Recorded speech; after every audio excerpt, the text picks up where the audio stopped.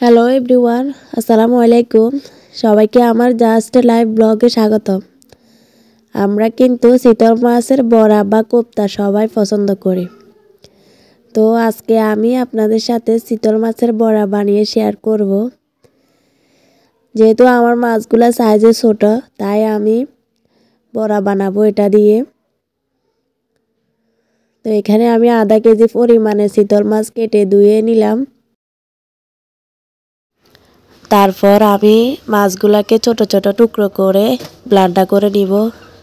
চাইলে আপনারা শিলপাটাতেও বেটে নিতে পারেন, তবে আমার সময় স্বল্পতার কারণে আমি ব্লেন্ড করে নিতেছি। এবার আমি প্রথমে হাফ কাপ পরিমাণে আটা দিয়ে দিব। আপনারা চাইলে ময়দাও দিতে পারেন। তারপর পেঁয়াজ কুচি, কাঁচামরিচ কুচি, ধনিয়া পাতা কুচি এগুলা দিয়ে সব উপকরণ একসাথে হলুদ মরিচ মশলা দিয়ে মেখে নিব হাত দিয়ে।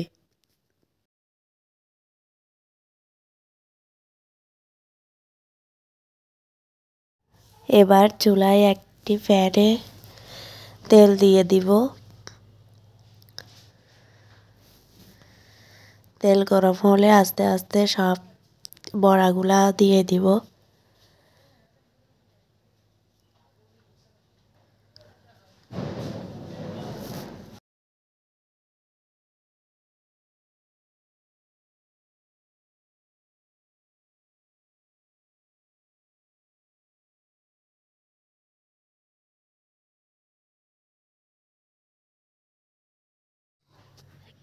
কিছুক্ষণ পরে এবার বড়াগুলা উল্টিয়ে নিব।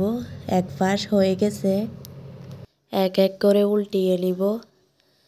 আপনারা কিন্তু চুলার আগুন একদম লো হিটে রাখবেন, না হলে কিন্তু বড়াগুলা পুড়ে যাবে, ভিতরে কাঁচা থেকে যাবে।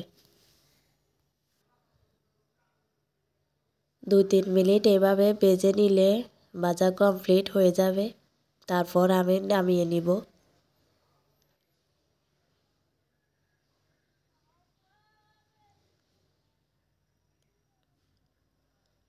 ভাজা শেষ, এবার আমি একটা একটা করে নামিয়ে নিব।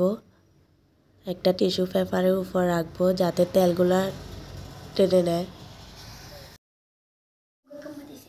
তো আপনারা বাড়িতে একবার হলেও ট্রাই করে দেখবেন। চিতল মাছের বড়া কিন্তু খেতে খুবই মজাদার।